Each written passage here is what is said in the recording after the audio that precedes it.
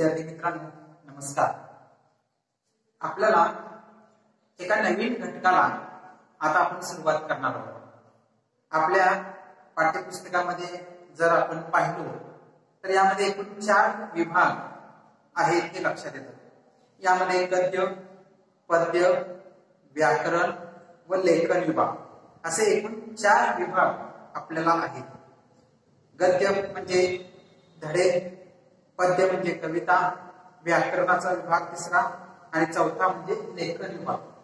आता आपण या 4थ्या विभागाचं त्यातील आपल्याला पत्र लेखन हा भाग आपल्याला या ठिकाणी पाहायचा आहे। विद्यार्थी मित्रांनो, इयत्ता 5वी पासून इयत्ता 10वी पर्यंत आपल्याला मराठी या विषयामध्ये पत्र लेखन हा प्रश्न हमखास असतो। पहिल्यांदा आपण पत्र लेखन, लेखन म्हणजे लिहिणे, पत्र या ठिकाणी पत्र आणि लेखन, लेखन म्हणजे लिहिणे, पत्र लिहिणे। आता पत्र लेखन ही एक कला आहे। हे विद्यार्थी मित्रांनो लक्षात घ्या की आपल्या मनातील असणारे जे काही भाव आहे, विचार आहे, ते दुसऱ्यांच्या पर्यंत पोहोचवण्याचे, तसेच आपल्या भावना किंवा विचार चांगल्या भाषेमध्ये संक्रमण करण्यासाठी पत्र ही एक उत्तम लिखित साधन आहे। पहा या ठिकाणी आपल्या मनातले भाव किंवा विचार दुसऱ्यांच्या पर्यंत पोहोचवणे, तसेच आपल्या मनातील भाव विचार हे लिखित स्वरूपात संक्रमण करणे, हे सुद्धा एक लिखित साधन सामुग्री आहे। हे एक महत्वाचं आपल्याला पत्र लेखनामध्ये उल्लेख करण्याजोगे आहे। पहा या ठिकाणी म्हटलो पत्र लेखन काय आहे, एक कला आहे आणि ती आत्मसात करणे आपल्याला आवश्यक आहे। आता आपल्याला दरवर्षी 5वी पासून आपण या ठिकाणी पत्र लेखनाचा अभ्यास करत आलेलो आहोत। या पत्र लेखनामध्ये आपण पाहिलं तर पारंपरिक पद्धतीने आपण पत्र लेखन घेतो। आता आपण 21व्या शतकामध्ये पदार्पण केलेलो आहोत, म्हणजे हे तंत्रज्ञानाचे युग आहे। आणि या तंत्रज्ञानाच्या युगामध्ये जर आपण पाहिलो तर संगणक, फोन म्हणजे त्याला आपण भ्रमणध्वनी म्हणतो, इंटरनेट, ईमेल याद्वारे आपली तंत्रज्ञानाशी गट्टी म्हणजे मैत्री जमलेली आहे हे आपल्याला लक्षात येतं। म्हणजे फोनचा वापर वाढल्यानंतर आपल्याला हे पत्र लेखन आहे, त्या पत्र लेखनाचा वापर अतिशय कमी प्रमाणात झालेला आपल्याला पाहायला मिळतो। असे जरी असले तरी आपल्याला या पत्र लेखनामध्ये जे काही प्रकार आहेत ते आपण या ठिकाणी पाहणार आहोत की बाबा यामधून आपल्याला आपल्या मनातील ज्या काही भावना आहेत त्या भावना आपण प्रभावीपणे मांडत असतो। हे कौशल्य या पत्र लेखनामधून आपल्याला आवश्यक कौशल्य आपल्याला मांडता येऊ शकतं। म्हणजे आपल्या भावना, आपल्या मनातील भावना, आपल्या मनातील भावना या लक्षात घ्या। या गोष्टी महत्वाच्या आहेत। आपल्या मनातील भावना आपल्या स्वतःच्या शब्दामध्ये प्रकट करता येणं हे एक प्रकारचं कौशल्य आहे। तसेच आपल्याला या ठिकाणी जे काही पत्राचे प्रकार आपण पाहणार आहोत त्यामध्ये सुद्धा आपले विचार प्रभावी मांडणे गरजेचे आहे। आणि ते सुद्धा हे पत्र लेखन करत असताना कमीत कमी शब्दात जास्तीत जास्त आशय मांडणे हे महत्वाचं कौशल्य आहे। जसं आठवेल तसं आपण भरभर असं लिहित आपण जाणं हे गरजेचे नाही। त्यासाठी आपल्याला पॉइंट काढून ठेवून जे आवश्यक आहे, जेवढं आवश्यक आहे तेवढाच भाग आपण लिहिणे गरजेचं आहे। किंवा अतिशयोक्ती सुद्धा करून उपयोगाची नाही। ही कला आपल्याला आत्मसात करायला यायला पाहिजे। म्हणजेच यापुढे तंत्रज्ञानाच्या क्षेत्रामध्ये सुद्धा लेखन पद्धतीने आपण लेखन कौशल्य प्राप्त करणं गरजेचं आहे। आता पत्र लेखनासाठी तंत्रज्ञान वापर करणे ही काळाची गरज झालेली आहे। या पुढील काळात सुद्धा आपल्याला पुढील इयत्तेमध्ये आपल्याला ईमेल पत्रलेखन याचा सविस्तर आपल्याला अभ्यास करावयाचा आहे। म्हणून आपल्याला प्रथम या ठिकाणी जे काही पत्रलेखनाचे प्रकार आहेत ते पत्रलेखनाचे पहिला प्रकार पाहूया आणि आपल्याला यावर्षी कुठले पत्रलेखन आहे त्याचा अभ्यास या ठिकाणी करणार आहोत। आता बघा या ठिकाणी जर आपण पाहिलो पत्रलेखन, या पत्रलेखनामध्ये एकूण 2 प्रकार पडतात याची माहिती आपण पहिल्यांदा लक्षात घ्या। पत्रलेखनाचे एकूण 2 प्रकार आहेत। पहिला आहे अनौपचारिक, अनौपचारिक आणि दुसरा प्रकार आहे औपचारिक,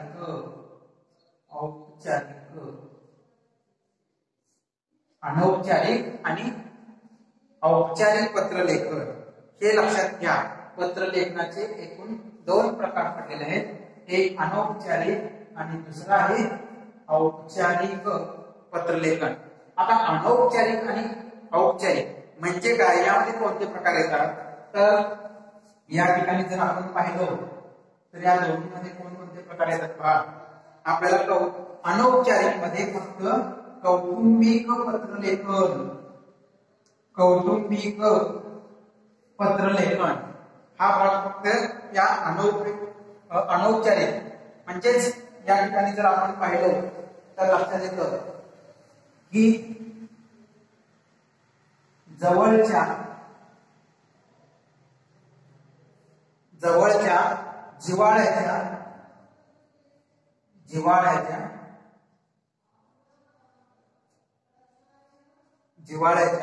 व्यक्तींना पाठवले जाणारे पत्र, व्यक्तींना पाठवले जाणारे पत्र हे लक्षात घ्या। आणि औपचारिक मध्ये जर आपण पाहिलो तर या ठिकाणी मागणी, विनंती, तक्रार इत्यादी पत्र हे औपचारिक मध्ये येतात। म्हणजे कार्यालयीन व व्यावसायिक येतात, कार्यालयीन व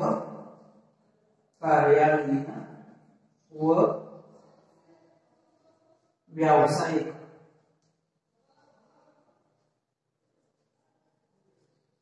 कार्यालयीन व व्यावसायिक या ठिकाणी आपल्याला प्रकार पडतात। पहा या ठिकाणी काय सांगितलेलं आहे आपल्याला यावर्षी लेखन विभागामध्ये पत्रलेखन जवळजवळ 5 ते 6 मार्कासाठी हा प्रश्न आपल्याला या ठिकाणी येतो। कंपल 5वी पासून 10वी पर्यंत या ठिकाणी आपल्याला पत्रलेखन आहे।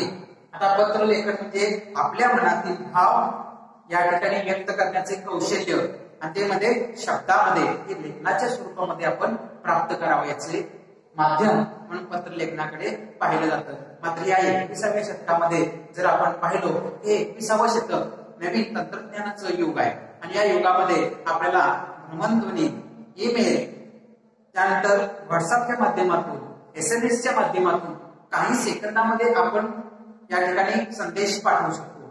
मात्र हे पत्रलेखन जे आहे ते आपण आपल्या स्वतःच्या शब्दामध्ये या ठिकाणी लेखन करीत असतो। आता ही पत्रलेखन ही कला आहे आणि ती आत्मसात करता येणं ही काळाची गरज आहे। कारण भविष्य काळामध्ये आपल्याला मागणी, विनंती, तक्रार हे पत्र कार्यालयीन व व्यावसायिक मध्ये आपल्याला उपयोगाचे पडणार आहे। त्यामुळं आपण या ठिकाणी लेखन कौशल्यामध्ये औपचारिक पत्रलेखन जे आहे ते तो भाग अतिशय महत्वाचा भाग या ठिकाणी समजलेला जातो। कारण आपलं जे काही आपल्या मनातील भाव आहे शब्द या ठिकाणी प्रकट स्वरूपात करणे गरजेचे आहे। म्हणून पत्रलेखनाचे एकूण 2 प्रकार पडतात, एक अनौपचारिक पत्रलेखन आणि दुसरं औपचारिक पत्रलेखन। आता या ठिकाणी अनौपचारिक पत्रलेखनामध्ये जर आपण पाहिलो तर या अनौपचारिक पत्रलेखनामध्ये तर कौटुंबिक पत्र, विद्यार्थी मित्रांनो लक्षात घ्या, कौटुंबिक आपल्या जवळच्या जिव्हाळ्याच्या व्यक्तींना पाठवले जाणारे पत्र म्हणजे कौटुंबिक, म्हणजे अनौपचारिक। हे एकच भाग आपल्याला या ठिकाणी आहे हे लक्षात घ्या. हा भाग महत्वाचा आहे कौटुंबिक. मग यामध्ये आपण जर बाहेर शिक्षणासाठी बाहेर राहत असो त्यावेळेला आपण आपल्या आई वडिलांना आजी आजोबांना पत्र लिहित असतो, ते सुद्धा कौटुंबिक पत्र आहे. मग आपण आपल्या आई वडिलांच्या जवळ असताना आपण मामा मामींना काका काकूंना इतर व्यक्तींना आपल्या नातेवाईकांना म्हणून म्हटलंय जवळच्या जिव्हाळ्याच्या प्रेमाचे व्यक्ती जे आहेत जवळ जिव्हाळ्याच्या व व्यक्तींना आपण जे पत्र पाठवतो ते काय असणार आहे कौटुंबिक पत्र लेखन असणार आहे. ही कौटुंब आपल्या नातलगांना आपण या ठिकाणी पाठवलं जातो त्यालाच कौटुंबिक पत्र लेखन असे म्हणतात. त्यालाच अनौपचारिक. जे अनौपचारिक मध्ये फक्त कौटुंबिक पत्र लेखन आपल्याला या ठिकाणी जवळच्या नातेवाईकांना व्यक्तींना पाठवलं जातं. म्हणजे पत्र लेखनामधील हा पहिला भाग या ठिकाणी येतो अनौपचारिक. त्यानंतर आहे दुसरा भाग जो आहे तो म्हणजे औपचारिक. दुसरा भाग लक्षात घ्या या ठिकाणी औपचारिक भाग जो आहे तो औपचारिक मध्ये आपल्याला कोणकोणते पत्र येतात पहा. यामध्ये जर आपण पाहिलं औपचारिक मध्ये मागणी, विनंती, तक्रार इत्यादी पत्र. आता या ठिकाणी जर आपण पाहिलो तर या ठिकाणी कार्यालयीन व व्यावसायिक पत्र लेखन हे आपल्याला या ठिकाणी येत असतात. पहा आता या ठिकाणी औपचारिक मध्ये मागणी. आता मागणी पत्र लेखन पाहिल्यानंतर ज्यावेळी आपण हा घटक पाहणार आहोत त्यावेळी तर आपण भाग सविस्तर पाहणार आहोतच. मागणी म्हणजे काय, विनंती म्हणजे काय, तक्रार म्हणजे पत्रलेखन कशा पद्धतीने लिहायचं या सगळ्या गोष्टींचा अभ्यास या आपण औपचारिक मध्ये सविस्तर प्रकारे करणार आहोतच. मात्र आपल्याला या ठिकाणी सुरुवातीला पत्रलेखन म्हणजे काय, पत्रलेखनाचे प्रकार आणि यासाठी कोणकोणत्या गोष्टींची आवश्यकता आहे या गोष्टी आपण या ठिकाणी या तासाला या व्हिडिओमध्ये आपण पाहणार आहोत. आता मागणी पत्र म्हणजे आपल्याला लक्षात यायला पाहिजे. मागणी आपण ज्या ठिकाणी करतो, मागणी समजा आपण आपल्या शाळेमध्ये आहोत. आता शाळेमध्ये आपल्याला अनेक क्षेत्र आहेत. यामध्ये क्रीडा विभाग, विज्ञान विभाग, कार्यालयीन विभाग किंवा आपापले जे विषय प्रमुख असतात त्यांच्यासाठी जे जे साहित्य आवश्यक असतं ते मागवण्यासाठी आपण मागणी पत्र हे त्यामध्ये येतं. आता मागणी करायची म्हणजे कोणकोणत्या गोष्टींची करायची. आता क्रीडा विभागाची जर आपण माहिती घेतलो तर ह्या आपल्या आजूबाजूच्या परिसरामध्ये किंवा आपल्या शाळेमध्ये कोणकोणते खेळ खेळले जातात, आपल्या शाळेमध्ये कोणकोणते खेळ खेळले जातात त्या क्षेत्रासाठी किंवा खेळासाठी कोणकोणत्या गोष्टींची किंवा क्रीडा साहित्याची आवश्यकता आहे आणि ती कुठून मिळते, म्हणजे कमी किमतीमध्ये कोणत्या ठिकाणी मिळते आणि त्याची मागणी आपण त्या ठिकाणी करायची असते.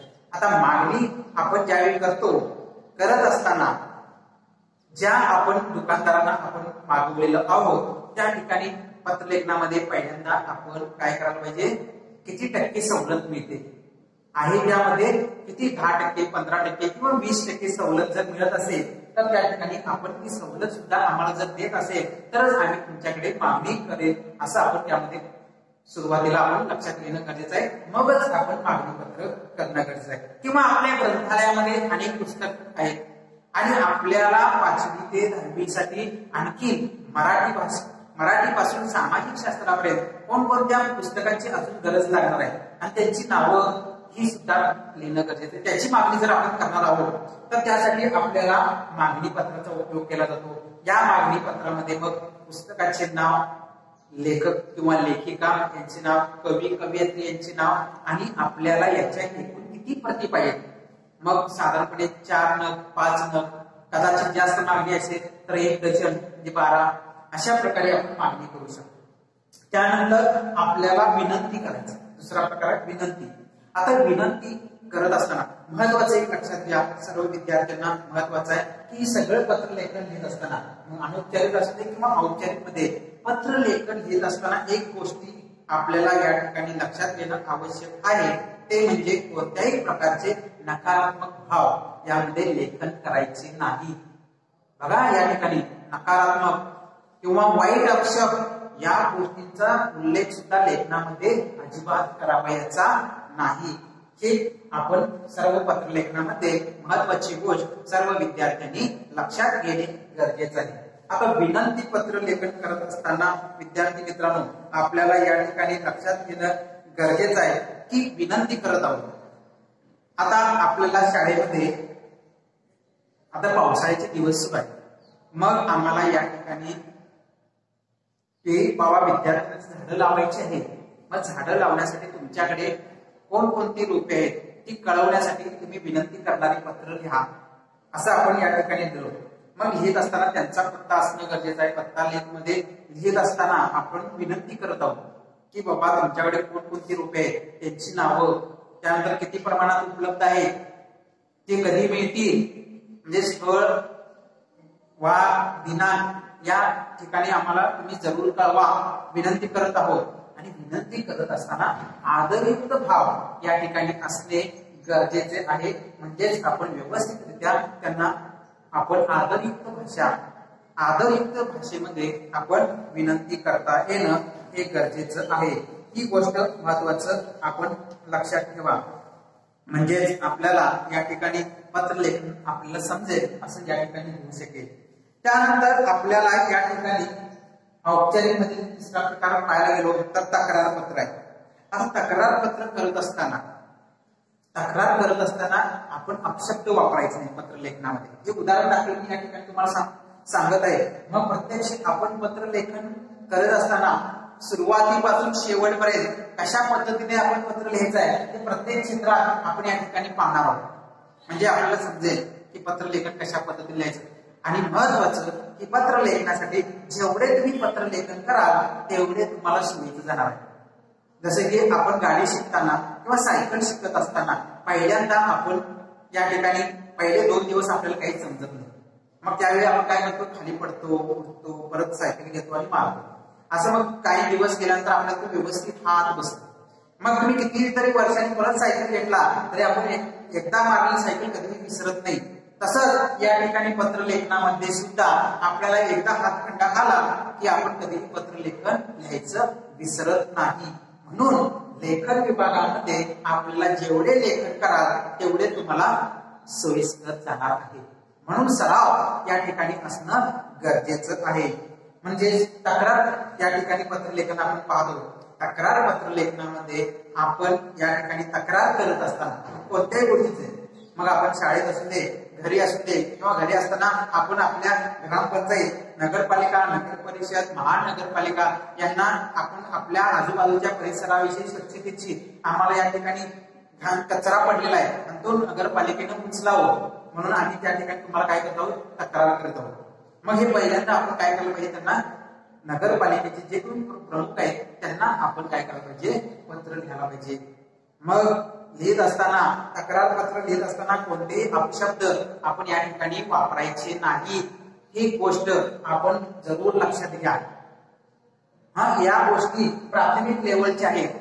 पत्र लिहिणाऱ्या ज्या खबरदारी म्हणतो आपण, जे उपाय म्हणतो ते आपण या ठिकाणी लिहिणं गरजेचं आहे. पत्र लेखन म्हणजे लेखन विभागातील हा एक प्रकारचा आत्मा आहे.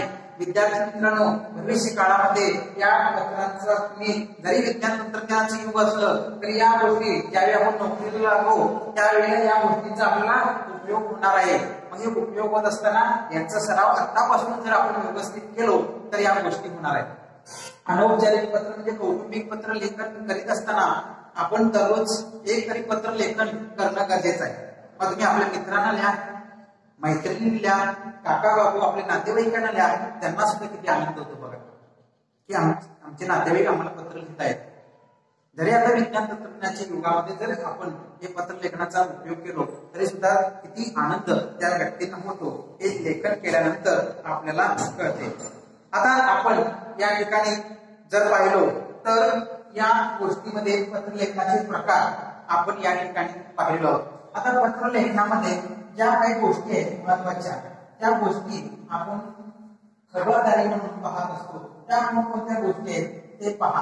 म्हणजे आपल्याला लक्षात येतं की औपचारिक पत्र लेखनासाठी आवश्यक गोष्टी म्हणजे आवश्यक गोष्टी कोणकोणत्या आहेत ते ठिकाणी लक्षात ठेवला तरी सुद्धा आपलं लेखन सोपं जातं. आता आवश्यक गोष्टी थोड्या या ठिकाणी सांगणार आहे. तर यामध्ये पहिल्यांदा या ठिकाणी जर पाहिलं, ज्यांना पत्र लिहायचे आहे त्याच्या पदाचा शिष्टाचारपूर्वक उल्लेख करावा. आदरयुक्त म्हटलेला आहे. ज्यांना पत्र लिहायचे आहे त्यांच्या पदाचा शिष्टाचारपूर्वक उल्लेख करावा. काय सांगितलं बघा, आदर थोडक्यात मान सन्मान ठेवावा. आदर मान सन्मान या ठिकाणी ठेवावा. ही गोष्ट लक्षात घ्या विद्यार्थी मित्रांनो. मगाशीच तुम्हाला वारंवार मी सांगत आहे, कुठल्याही प्रकारचा आपण अपशब्द या ठिकाणी करायचा नाही. आणि आपल्यापेक्षा जर उच्च पदावरती असलेली व्यक्ती आहे त्यांचं मात्र या ठिकाणी आदर मान सन्मान पूर्वक आपण शिष्टाचारपूर्वक उल्लेख त्यांचा करणं गरजेचं आहे. ही महत्वाची गोष्ट आहे. ही आपण विसरायची. जसं की आपण आई वडिलांना देतो शीर्षाष्टांग नमस्कार विनंती विशेष किंवा सप्रेम नमस्कार, या गोष्टी आवर्जून आपण घेणं गरजेचं आहे. त्यानंतर आपण दुसरं आहे की जी भाषा आहे ती भाषा साधी सोपी सरळ व विषयाला अनुसरून असावी. भाषा सांगितलंय, भाषा कशी पाहिजे, साधी सोपी, साधी सोपी. त्यानंतर विषयाला अनुसरून, विषयाला अनुसरून ही गोष्ट लक्षात घ्या. विषयाला अनुसरून असली पाहिजे. सरळ सोपी विषयाला अनुसरून, त्याचबरोबर सुस्पष्ट. या ठिकाणी सांगितलं आहे सुस्पष्ट. या ठिकाणी सुद्धा गोष्ट महत्वाची आहे. स्पष्ट जे वक्तेपणा म्हणतो ना आपण, ते स्पष्ट त्या ठिकाणी उल्लेख करणं गरजेचं आहे. त्यानंतर आहे तिसरी जी गोष्ट आहे, त्या तिसऱ्या गोष्टीमध्ये जर आपण पाहिलो, पत्रात केवळ मुख्य विषयाबाबत लिहावे. पत्रात मुख्य विषयच लिहावे. बघा, फापट पसरा लिहायचं नाही, मुख्य विषयाबाबत लिहावे. विषयाबाबत लिहावे. बघा काय सांगायचं, पत्रात मुख्य विषयाबाबत लिहायचं, फापट पसरा लिहायचं नाही.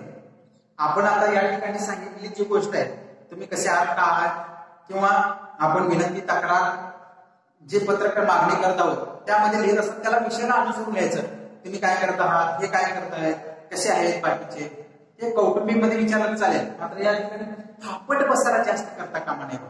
कमीत कमी शब्दात जास्तीत जास्त असे या ठिकाणी मागता येणं गरजेचं आहे. त्यानंतर आहे चौथा विषय आहे, काय सांगितलं बघा, ज्यांना आपण पत्र पाठवतो त्या ठिकाणी त्यांचं जे काही पद आहे, वय आहे, योग्यता, शिक्षण इत्यादी सर्व गोष्टी लक्षात घेऊन योग्य भाषेचा वापर करावा. बघा, भाषेचा योग्य वापर आपण करायला पाहिजे. थोडक्यात भाषेचा योग्य वापर करता येणे गरजेचं आहे. करता यावा. भाषेचा योग्य वापर करता येणं गरजेचं आहे. ही गोष्ट आपण विसरून चालणार नाही.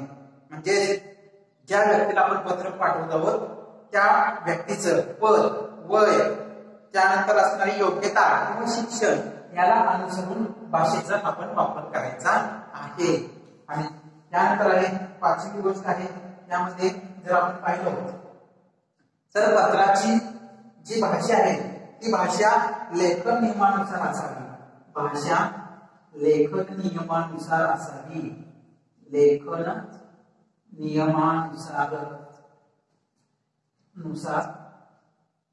असावी. म्हणजे अशुद्ध लेखन नसावे. लेखन नियमानुसार.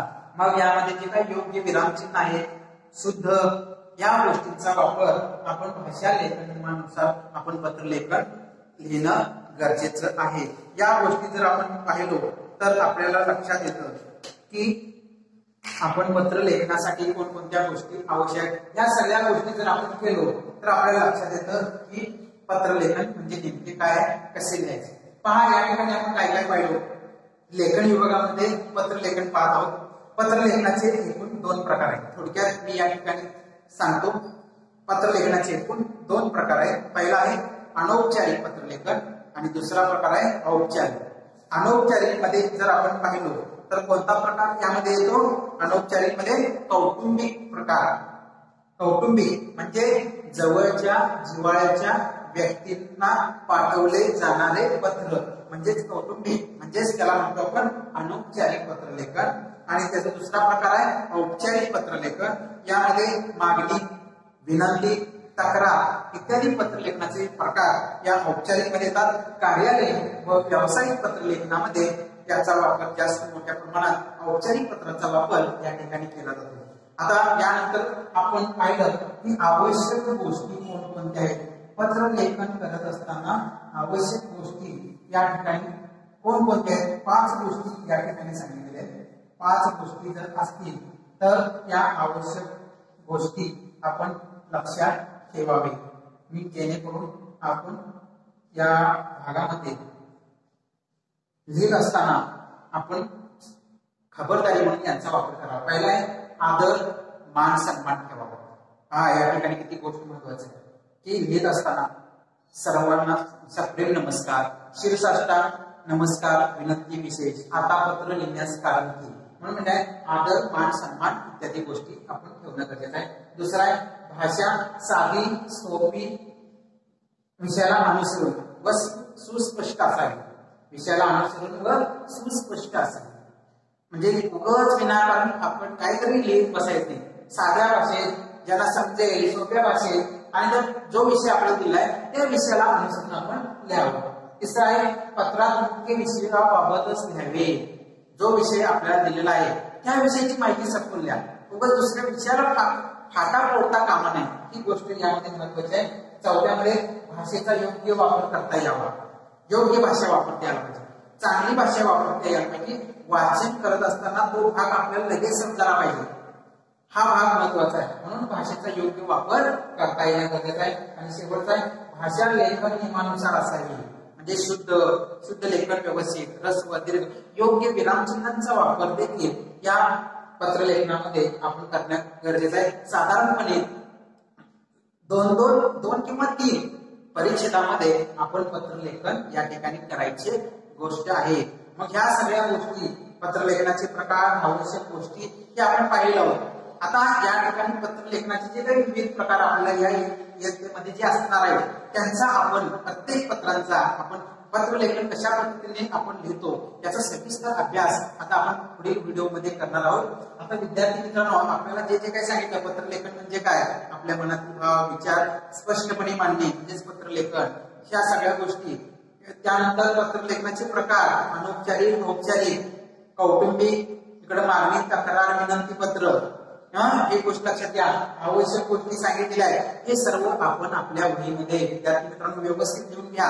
म्हणजे पत्रलेखन लिहिताना या सगळ्या गोष्टी आपल्याला आवश्यक असणार आहेत. यानंतरच्या पुढील व्हिडिओमध्ये आपल्याला पत्रलेखन कोणकोणते आहे, म्हणजे कसे पत्र लिहायचे हे आपण पुढील व्हिडिओमध्ये पाहणार आहोत. तोपर्यंत ह्या सगळ्या ज्या गोष्टी झालेल्या आहेत ते आपण सविस्तर आपल्या वहीमध्ये लिहून ठेवा. आपल्याला भविष्य काळात याचा मोठ्या प्रमाणात वापर होणार आहे. हे आपल्याला वाया जाणार नाही. पत्रलेखन भविष्य काळात आपल्याला मोठ्या प्रमाणात उपयोगी पडणार आहे. म्हणून 5वी पासून 10वी पर्यंत आपल्याला पत्रलेखन ही गरज कशासाठी आहे तर लेखन सराव करण्यासाठी. म्हणून पत्रलेखनाचा भरपूर सराव करा जेणेकरून आपल्याला भविष्य काळात आपला उज्ज्वल जाईल. कुठेही अडचण तुम्हाला विद्यार्थी मित्रांनो निर्माण होणार नाही. कारण 10वी पास झाल्यानंतर ज्यावेळी आपण दाखला मागायला जातो त्यावेळी कार्यालयात केल्यानंतर दाखला मागणी करा म्हणतात, अर्ज करा म्हणतात. मग आपल्याला अर्ज लिहिता येणं गरजेचं आहे. यासाठी म्हणून 5वी पासून 10वी पर्यंत पत्रलेखन आपण सराव करणं गरजेचं आहे. या सगळ्या गोष्टी आपण आपल्या वहीत लिहून ठेवा, सराव करायला पाहिजे. आणि या ठिकाणी पुढील व्हिडिओमध्ये आपण पत्रलेखन प्रत्यक्ष पाहणार आहोत. धन्यवाद.